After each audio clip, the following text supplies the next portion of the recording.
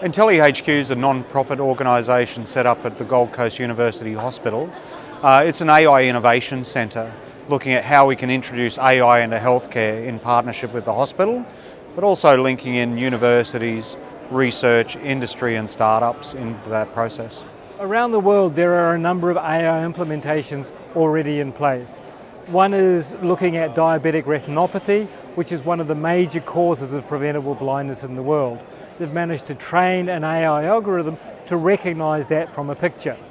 That means that patients can be screened a lot earlier, particularly in those countries which don't have enough ophthalmologists to do this. And so therefore, patients who might otherwise go blind before they were ever seen by an ophthalmologist can now be screened and therefore referred for treatment before they go blind. The cloud's a big part of AI. What AI needs is lots of data.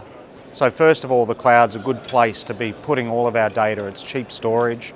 It's easy to put the data up there and then access it as we need it. But the other thing the cloud gives you is the ability to scale up your computing resources. So I think the big improvements in AI have come about because we can apply a lot of computing resources to actually do the computation, calculate the algorithms. So those are the two fundamental parts of cloud enabling AI. We're building a precision medicine data platform on high velocity physiology data out of an intensive care unit. It is effectively medical IoT, where we stream data direct off these measuring devices on patients and then stream that into a cloud for real-time analysis. Because what that does is will give us a big, rich data set which we can start to do analysis on, not only for us as clinicians and as researchers, but also to work with industry so that we can develop better products with their help to produce better outcomes for our patients. Yeah. As you can see behind us here, we've got the ICU device. A lot of that data is actually lost. So, when a patient's in ICU, that data is actually aggregated and stored with the electronic medical record, and ultimately a lot of the data is lost in terms of the high fidelity data. So what AI does in this case is allows us to take all that data from ICU and capture it and infer some value from it. So what type of value can we get from this really high fidelity granular data?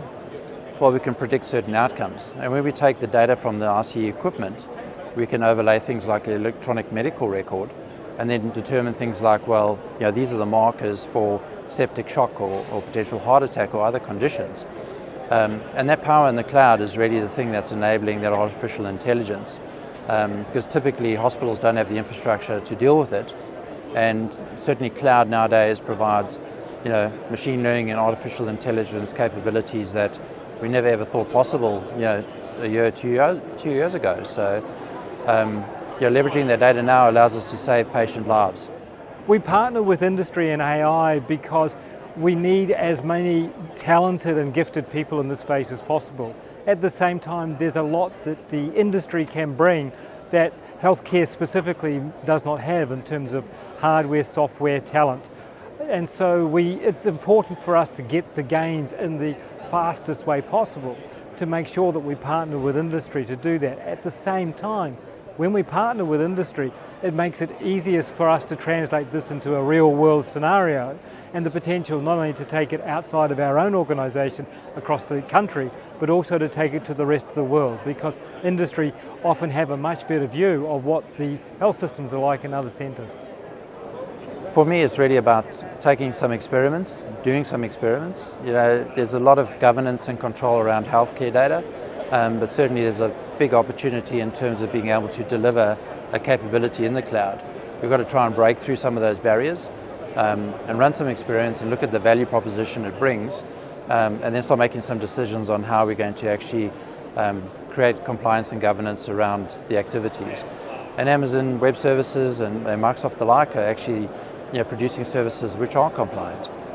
Pretty soon, all the services in Amazon Web Services will have HIPAA compliance, for instance. Then it makes it really easy to get involved and start using the services.